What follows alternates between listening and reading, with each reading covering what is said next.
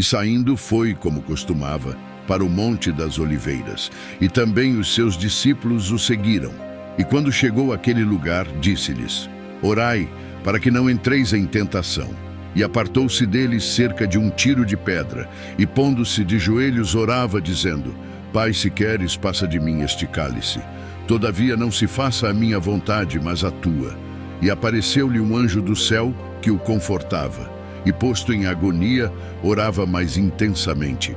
E o seu suor tornou-se em grandes gotas de sangue que corriam até ao chão. E levantando-se da oração, foi ter com os seus discípulos e achou-os dormindo de tristeza. E disse-lhes: Por que estáis dormindo? Levantai-vos e orai para que não entreis em tentação. Jesus costumava orar, e saindo foi, como costumava, para o Monte das Oliveiras. Versículo 39. 2. Devemos orar para não entrarmos em tentação. E quando chegou àquele lugar, disse-lhes: Orai para que não entreis em tentação. Versículo 40. Comentário importante. Bíblia nos ensinar que não é pecado sermos tentados. Ela ensina que pecamos quando entramos em tentação. Aqui, Jesus nos ensina que quem ora não entra em tentação, mas quem não ora cai em tentação. 3. Jesus nos ensina que quem ora não deixa de ter vontades, mas quem ora passa a se submeter à vontade de Deus. E apartou-se dele cerca de um tiro de pedra, e pondo-se de joelhos orava, dizendo: Pai, se queres, passa de mim este cálice. Todavia não se faça a minha vontade, mas a tua.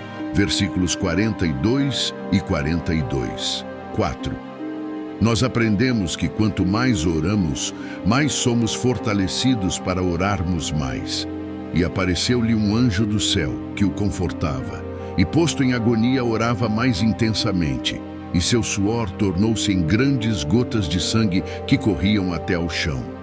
Comentário importantes. Se o anjo confortava Jesus, por que ele permaneceu em agonia?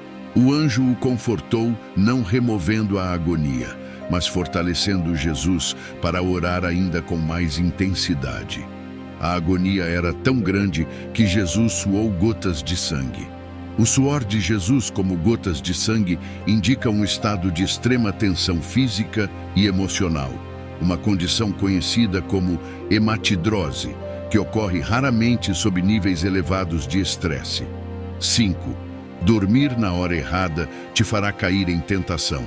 E levantando-se da oração, foi ter com os seus discípulos e achou-os dormindo de tristeza. E disse-lhes: Por que estáis dormindo? Levantai-vos e orai para que não entreis em tentação. Os discípulos dormiram, pois eles não enxergaram a urgência de ficarem acordados. Vocês gostam de dormir? Dormir está muito além de um gosto pessoal.